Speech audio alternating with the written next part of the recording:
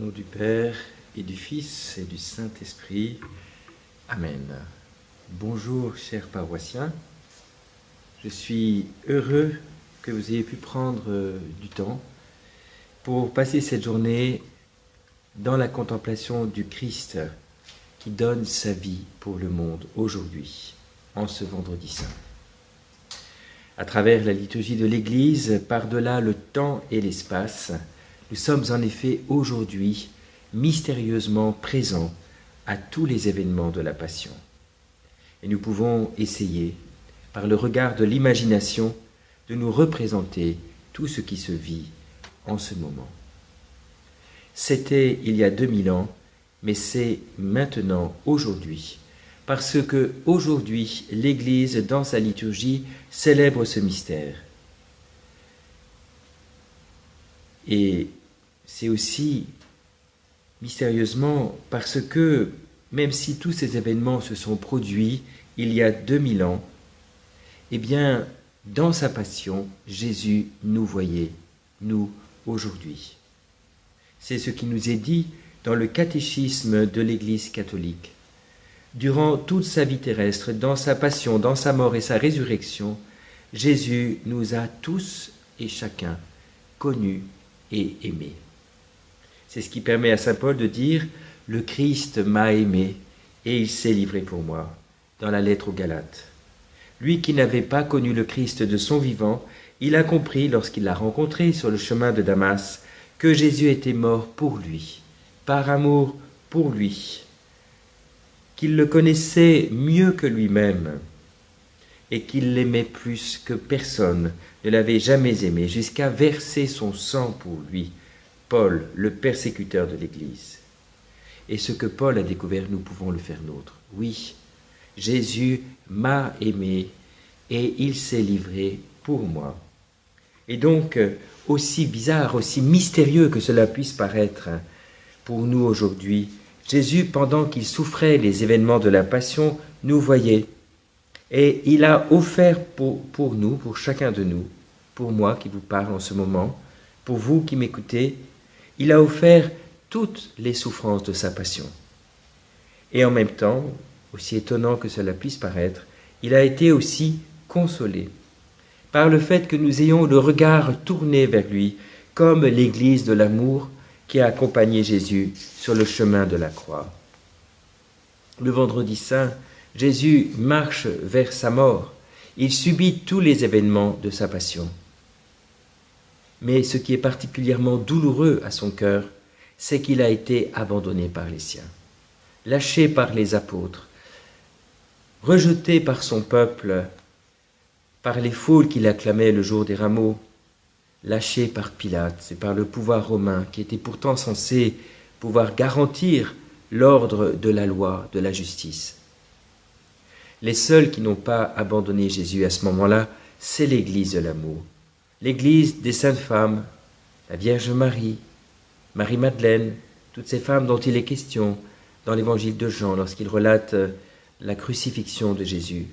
Et puis parmi cette Église de l'amour, il y a aussi Saint Jean.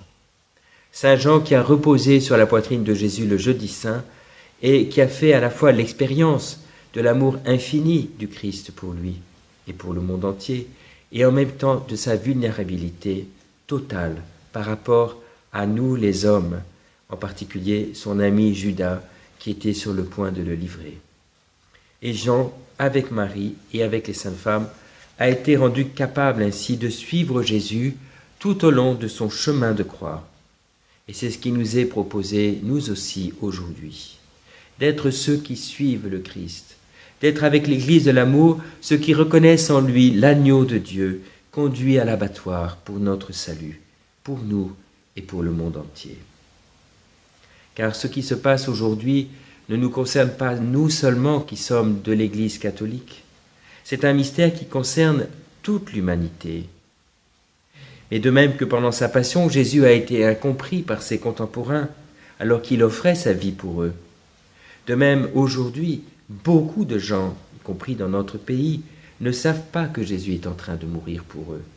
Et donc, ce que nous vivons, nous ne le vivons pas seulement pour nous le vivons pour le Christ, pour étancher sa soif, pour l'amour du Père qui lui aussi a soif, que nous ayons soif de lui, comme disait saint Augustin, mais aussi pour l'amour du monde, pour que ce monde puisse retrouver le chemin du Père, pour qu'il puisse recevoir l'amour qui jaillit du cœur du Christ, et que le cri du monde qui crie sa soif d'être aimé, sa soif de trouver le sens de sa vie, le sens de sa destinée, le sens de son espérance, le sens d'une consolation dans toutes ses difficultés, eh bien, que le monde puisse rencontrer la soif du Christ et ainsi trouver la force d'aller au-delà de toutes ces difficultés, toutes celles que nous connaissons particulièrement en ce temps, toutes ces épreuves, toutes ces impasses de notre humanité. Nous sommes là aujourd'hui pour tenir compagnie à Jésus au moment où il offre sa vie, pour connaître une humanité nouvelle, pour que de son côté transpercé jaillisse l'Église comme une nouvelle création, une nouvelle Ève, qui va être associée au nouvel Adam dans la régénération de l'humanité tout entière. Et donc, en ce matin, je voudrais méditer plus particulièrement sur l'amour du Christ, sachant que cet après-midi, je méditerai sur l'amour du Père tel qu'il nous est révélé en ce vendredi saint. Mais ce matin, je voudrais parler de cet amour de Jésus sous le signe de l'amour nuptial du Cantique des Cantiques. Jésus qui est comme le bien-aimé du Cantique qui, dans ses plaies glorieuses, donne sa vie pour l'Église et pour le monde et pour chacun de vous, de nous. Toute sa vie n'a été qu'un don d'amour depuis le premier instant de son incarnation dans le sein de la Vierge Marie. Les docteurs de l'Église nous disent que dès ce premier instant, eh bien, Jésus a eu un cœur brûlant d'amour, tout tendu vers l'accomplissement de la volonté du Père, c'est-à-dire notre salut. Ainsi, saint Thomas disait, Jésus, dans son humanité, voyait le Père durant toute sa vie terrestre, et voyant le Père, il était tout embrasé d'amour pour le Père et en même temps pour nous les hommes qui sommes appelés par le Père à partager sa gloire. Notre mystique, enfin du moins notre figure de la tradition dominicaine, qui était tertiaire dominicaine, Catherine de Sienne, docteur de l'Église, elle aussi au XIVe siècle, eh bien, emploie une autre image, mais qui est convergente avec celle de saint Thomas. Elle dit que Jésus a été consumé durant toute sa vie terrestre par un amour invisible qui a brûlé son cœur comme un feu, et qui lui faisait subir comme un véritable martyr une croix cachée, la croix du désir, la croix de l'amour qui le poussait à vouloir donner sa vie pour nous, les hommes. Cela transparaît dans certains passages de l'Évangile où Jésus fait en quelque sorte des confidences sur ce qui se passe au plus intime de lui-même. Je suis venu jeter le feu sur la terre, et quel n'est pas mon désir jusqu'à ce qu'il soit allumé. Je suis venu recevoir un baptême, et quelle n'est pas mon angoisse qu'il soit accompli. Dans l'Évangile de Luc. Ce feu que Jésus est venu jeter sur la terre et qui brûle dans son cœur, c'est le feu de l'amour du Père, c'est le feu de l'Esprit Saint. Et Jésus, depuis le premier instant de sa vie terrestre, n'a jamais eu de cesse que de désirer que ce feu consume le monde, qu'il brûle le cœur des hommes, ses frères, pour qu'ils puissent découvrir l'amour du Père et du coup leur vocation de fils et de frères. Peut-être avons-nous, nous aussi, en ce moment, ce feu de l'amour qui brûle en nous, ce feu du désir que le monde, précisément, puisse recevoir ce feu de l'amour, qui devienne comme une famille rassemblée par le Père, où l'homme n'est plus pour son frère un étranger, un ennemi ou un rival, mais où il reconnaît en lui l'image de Dieu, l'image de son Père du ciel, et que du coup, il est prêt à donner sa vie pour lui. Vous savez, nous sommes aujourd'hui dans le monde, la plupart des habitants des grandes villes. On dit que bientôt 3/4 de la planète vivra dans de grandes villes. Et la grande ville peut être le lieu de l'indifférence. Dans la Bible, le premier fondateur de ville, c'est Caïn. Caïn, à qui Dieu a demandé « Qu'as-tu fait de ton frère ?» et qui a répondu « Suis-je le gardien de mon frère ?» La ville peut être le lieu où l'autre ne compte pas, où on peut être enfermé en soi-même, on peut vivre pour soi, et du coup passer complètement à côté de sa vocation d'homme, parce que être homme, c'est être créé à l'image de Dieu qui est amour, à la ressemblance de Dieu, et donc découvrir que l'amour est la clé de notre existence. Et Jésus n'a jamais eu d'autre désir que celui-là. Vous voyez, dans cette crise du coronavirus, eh bien, il y a certainement un appel à l'amour pour chacun de nous. Le risque serait que nous tombions au contraire dans la peur, dans la méfiance les uns des autres, dans l'indifférence, dans l'isolement. Et plus que jamais, nous avons besoin de recevoir cet amour pour nous tourner vers Dieu et les uns vers les autres. Jésus manifeste encore cette croix du désir, ce désir ardent qu'il a de communiquer son amour au monde, lorsque dans le même évangile de Luc, il institue l'Eucharistie en disant « J'ai désiré d'un grand désir manger cette Pâque avec vous avant de mourir. » Et donc, Catherine de Sienne nous dit que cette croix du désir, qui est au fond le désir de la croix et de l'Eucharistie, a habité Jésus durant toute sa vie terrestre. On appelle ça dans la tradition le cœur eucharistique de Jésus, c'est-à-dire cet amour fou qui a poussé Jésus à instituer l'Eucharistie, malgré toute l'ingratitude des hommes, et qui l'a poussé à vouloir demeurer au milieu de nous jusqu'à la fin du monde dans ce sacrement d'amour. Et donc, Jésus est entré dans sa passion avec ce désir immense qu'il a habité tout au long de sa passion et qui s'exprime à travers son cri sur la croix. « J'ai soif, j'ai soif ». Un cri qui traverse toute l'histoire jusqu'à sa venue dans la gloire. Jésus a une soif ardente, non pas tant d'être désaltéré par de l'eau, même si, bien sûr, à l'heure de midi sur la croix, il est dévoré par une soif, lui qui est l'objet de tant de tortures. Mais il a soif aussi et encore plus de l'amour du Père et en même temps de notre amour à nous les hommes. Il a soif de communiquer cet amour du Père au monde, cet amour qui l'a conduit jusque sur la croix, cette soif d'être lui-même aimé et que l'humanité, en le regardant, découvre sa propre soif d'amour et découvre en lui la source de l'amour, l'unique source qui peut désaltérer son cœur. Et donc, nous sommes appelés dans cette passion visible que Jésus vit pour nous aujourd'hui à découvrir cette passion invisible de son cœur, qui a commencé bien avant le Jeudi Saint et qui est au fond l'expression de son amour fou pour le Père et pour nous.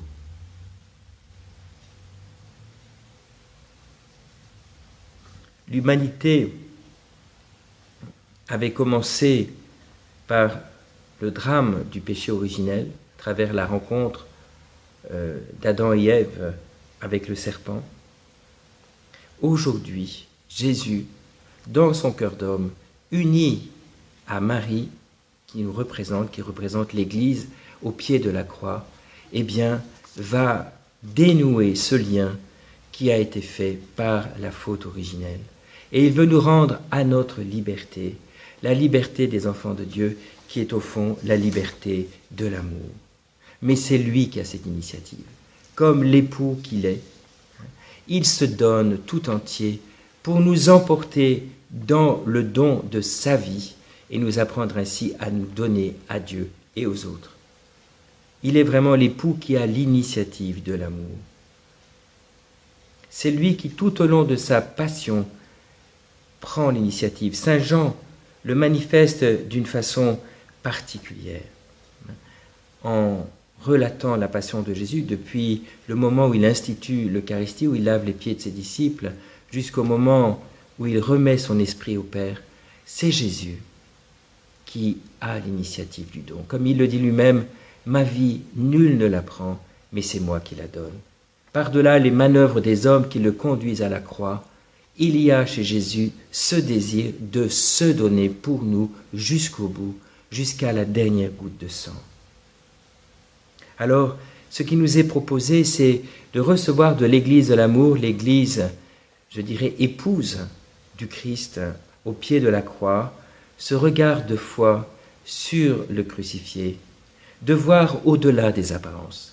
Les apparences peuvent nous donner l'impression que Jésus a tout échoué, que sa mission, finalement, se termine sur une impasse,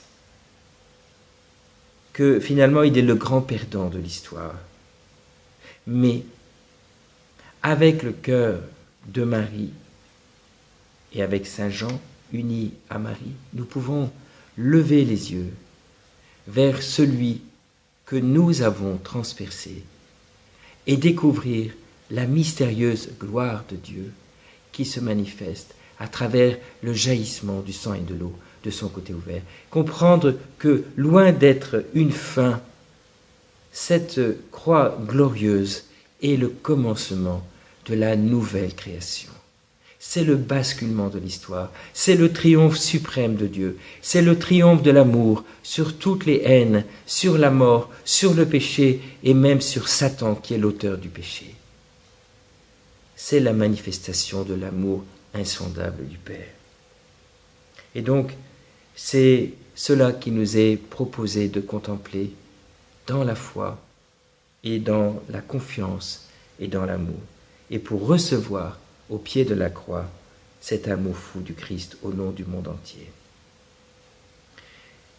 Donc, je le disais, Saint Jean souligne cette gratuité du don de sa vie par Jésus. Lorsqu'il commence le chapitre 13, ce livre de l'heure, qui est la deuxième partie de l'évangile de Jean, il dit ceci: sachant que son heure était venue de passer de ce monde à son Père, ayant aimé les siens qui étaient dans le monde, il les aima jusqu'au bout, jusqu'à la fin, jusqu'à l'extrême. Jésus sait ce que ses disciples vont vivre dans sa passion. Il sait que Judas va le trahir, il sait que Pierre va le renier, il sait que tous les autres vont l'abandonner. Il sait aussi que son peuple va réclamer sa mort, au moins une grande partie de son peuple. Il sait que les Romains vont le condamner et le torturer. Et malgré tout cela, dans une totale liberté, Jésus se donne jusqu'au bout. C'est lui qui prend l'initiative de laver les pieds de ses disciples, pour nous sanctifier, nous purifier de nos duretés de cœur, de donner la bouchée à Judas, d'aller au jardin des Oliviers pour vivre son agonie, d'aller à la rencontre de ceux qui viennent le chercher avec Judas justement, qui en fait ne peuvent pas avoir de pouvoir sur lui si lui-même ne leur donne pas en quelque sorte la permission de le saisir. De prendre aussi l'initiative de protéger ses disciples, comme le bon berger qui n'a perdu aucune de ses brebis, en prenant sur lui seul, tout le danger, toutes les punitions, les tortures et finalement la mort. Jésus, lorsqu'il va à la rencontre des soldats qui viennent l'arrêter, il se présente disant « C'est moi, celui que vous cherchez ». Ego eimi en grec, c'est le titre même par lequel Dieu parlait à son peuple à travers Moïse.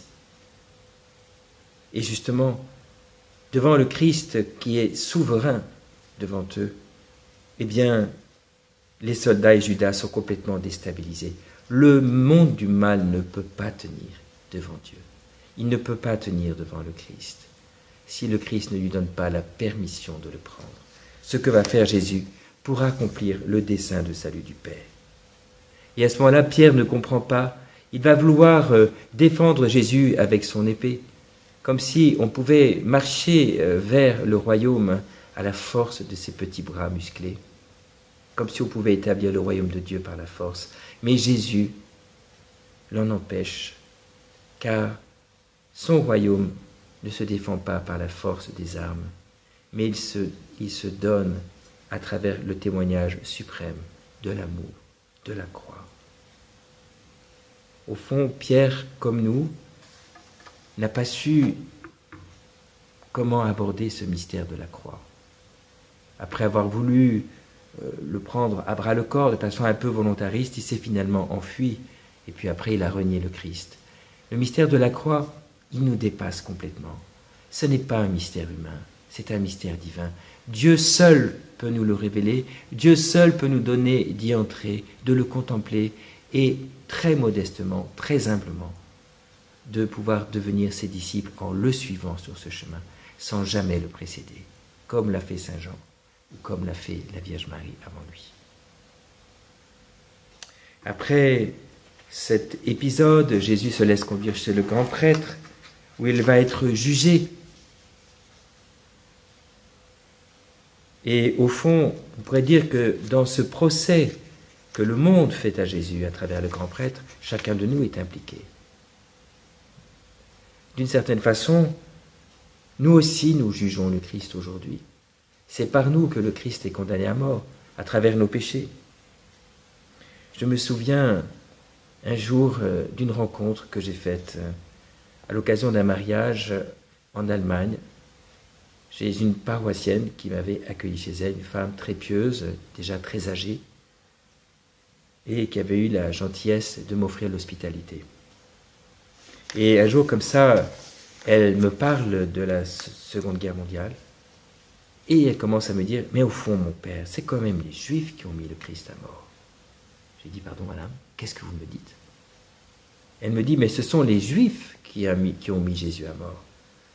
Alors je dis, oui, vous avez raison, ce sont les Juifs, et puis les Romains, et puis vous, et puis moi.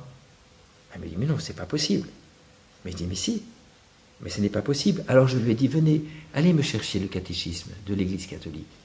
Et je lui lis le paragraphe 598 qui dit ceci, « L'Église, dans le magistère de sa foi et dans le témoignage de ses saints, n'a jamais oublié que les pécheurs eux-mêmes furent les auteurs et comme les instruments de toutes les peines qu'endura le divin Rédempteur. Tenant compte du fait que nos péchés atteignent le Christ lui-même, l'Église n'hésite pas à imputer aux chrétiens la responsabilité la plus grave dans le supplice de Jésus, responsabilité dont ils ont trop souvent accablé uniquement les Juifs. » Et il ajoute, nous devons regarder comme coupables de cette horrible faute ceux qui continuent à retomber dans leurs péchés, puisque ce sont nos crimes qui ont fait subir à notre Seigneur Jésus-Christ le supplice de la croix. À coup sûr, ceux qui se plongent dans les désordres et dans le mal crucifient de nouveau dans leur cœur, autant qu'il est en eux, le Fils de Dieu par leurs péchés et le couvrent de confusion.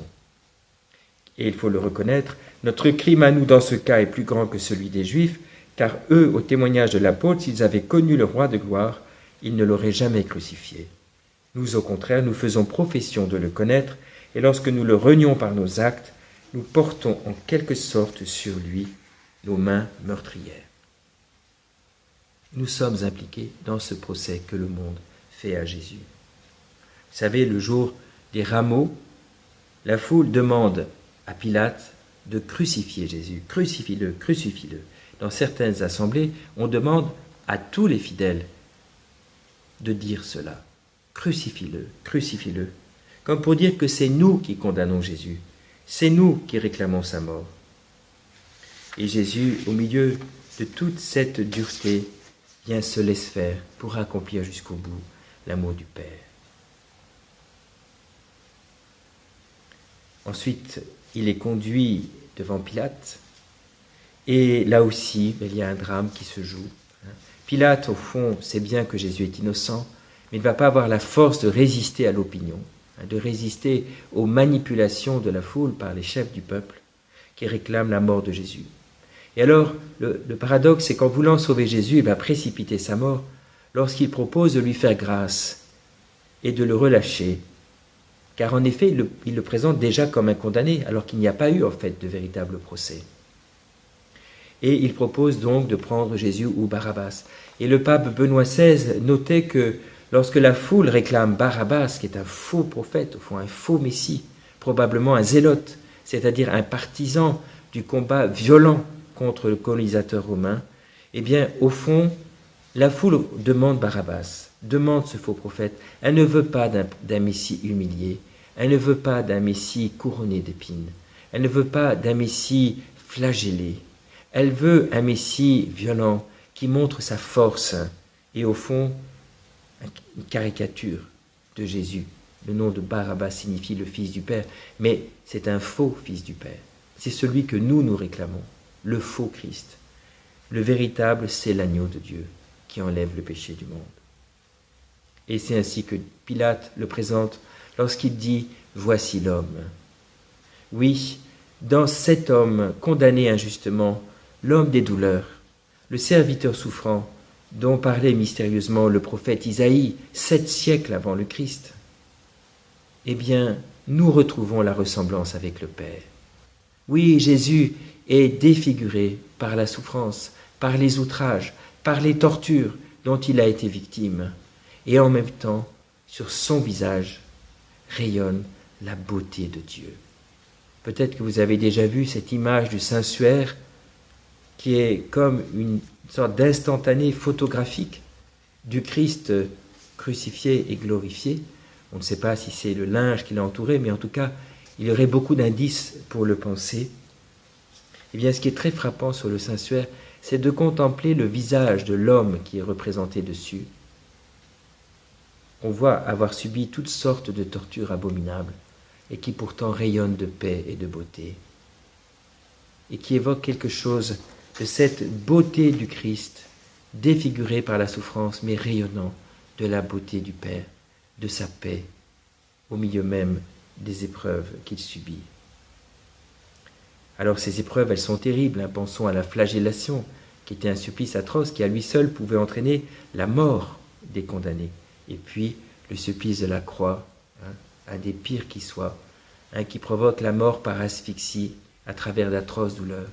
Puisque le condamné suspendu à la croix ne peut plus respirer, il est obligé pour pouvoir respirer de se hisser sur ses pieds et de tirer sur ses mains qui sont clouées à la croix et donc de souffrir abominablement. Jésus a vraiment connu dans sa passion toutes les souffrances que l'homme peut connaître, physiques, morales et spirituelles, l'abandon, la dérision, l'incompréhension. Saint Thomas nous dit même que Jésus a plus souffert par ses amis dans sa passion que tout le reste. Et puis cette souffrance spirituelle d'un abandon apparent du Père, que Jésus a exprimé dans un grand cri « Mon Dieu, pourquoi m'as-tu abandonné ?» qui est le début d'un psaume, bien sûr, qui conduit finalement à l'espérance. Mais il a voulu connaître quand même, dans sa passion, à la fois, bien sûr, il voyait le Père face à face, mais il a voulu connaître aussi ce mystère de l'homme qui se perçoit abandonné de Dieu. Et puis, à la croix, il y a Jean et Marie. Marie qui tient debout au pied de la croix, qui est vraiment comme le pilier de l'Église, la nouvelle Ève qui est née du côté transpercé du Christ, et qui, dans son union avec le Christ, dans l'œuvre de la rédemption, va engendrer cette humanité nouvelle représentée par Saint Jean au pied de la croix. Voici ton Fils. Saint Jean est le premier de ceux qui sont nés non pas de la chair et du sang, comme dit le prologue, mais de Dieu, par l'union des cœurs de Jésus et de Marie à la croix. Marie, comme son Fils, est transpercée par le glaive, mais de son union à Jésus va naître cette fécondité à l'heure dont il était question à Cana, dont il était question aussi au chapitre 16 de Saint Jean. La femme qui est sur le point d'enfanter s'attriste parce que son heure est venue, mais quand elle a donné naissance, elle est dans la joie qu'un homme soit venu au monde. Voici ton Fils. À l'heure de la croix, à l'heure où Jean va prendre Marie chez lui dans tous ses biens, eh bien, Marie a la joie, la consolation de voir une nouvelle descendance qui lui est offerte par son Fils et par le Père. Si nous sommes baptisés, si nous pourrons renouveler demain soir les engagements de notre baptême, c'est parce que notre maman, au pied de la croix, a eu le cœur transpercé par le glaive et nous a accueillis comme ses enfants, nous qui avons transpercé le cœur de son Fils.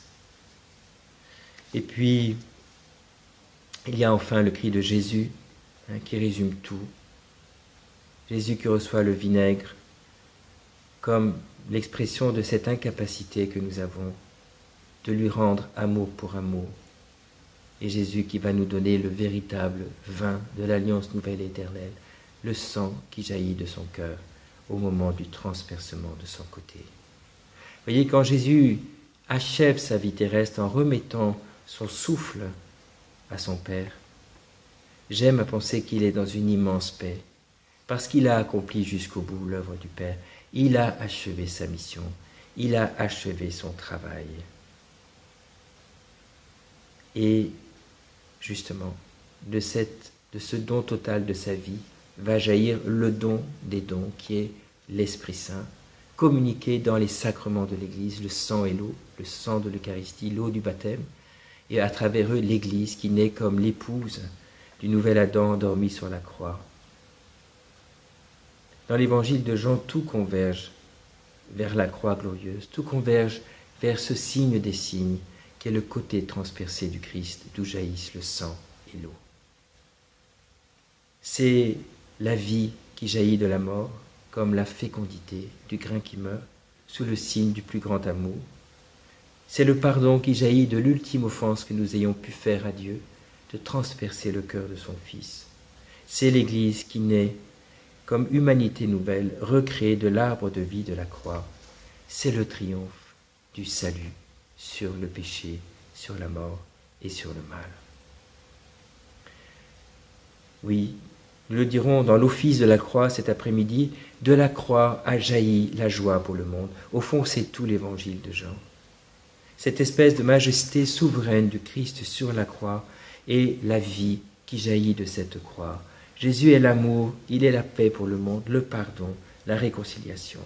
Et nous sommes appelés à lever nos yeux vers cette croix dans un regard à la fois de repentir et de compassion.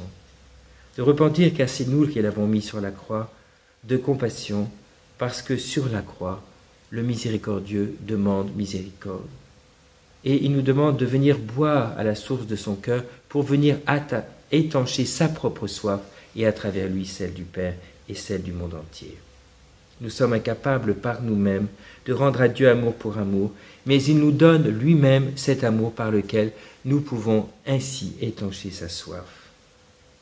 Tout au long de ce jour, nous sommes invités à aller puiser à la croix de Jésus, à son cœur transpercé, la source de l'amour.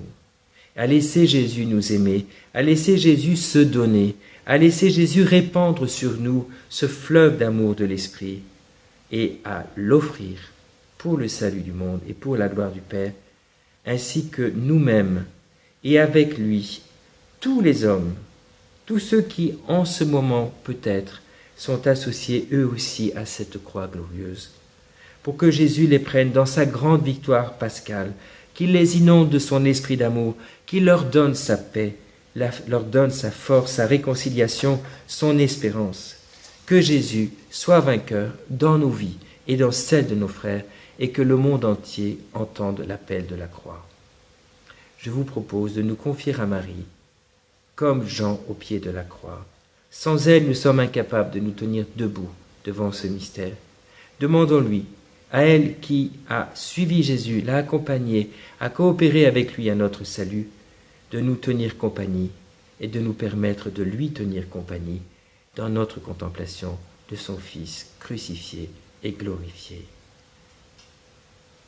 Je vous salue Marie, pleine de grâce. Le Seigneur est avec vous. Vous êtes bénie entre toutes les femmes, et Jésus, le fruit de vos entrailles, est béni. Sainte Marie, Mère de Dieu, priez pour nous pauvres pécheurs, maintenant et à l'heure de notre mort. Amen. Tout au long de cette matinée de silence et de prière, si vous le voulez, vous pouvez méditer l'évangile de la Passion de Saint Jean, à partir du chapitre 18 jusqu'à la fin du chapitre 19. Bien sûr, les prophéties du serviteur souffrant d'Isaïe que nous reprendrons cet après-midi dans la liturgie de la croix, au chapitre 52 et 53 d'Isaïe, et puis également le psaume 22, entre parenthèses 23, qui est un psaume particulièrement adapté pour ce jour. Laissons tout simplement l'amour du Christ, l'amour de Dieu le Père, l'amour de Marie nous rejoindre par un regard intérieur de l'imagination.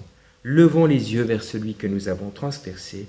Laissons Jésus transformer nos cœurs, rendre nos cœurs semblables aux siens pour devenir vraiment un seul cœur avec lui. Amen.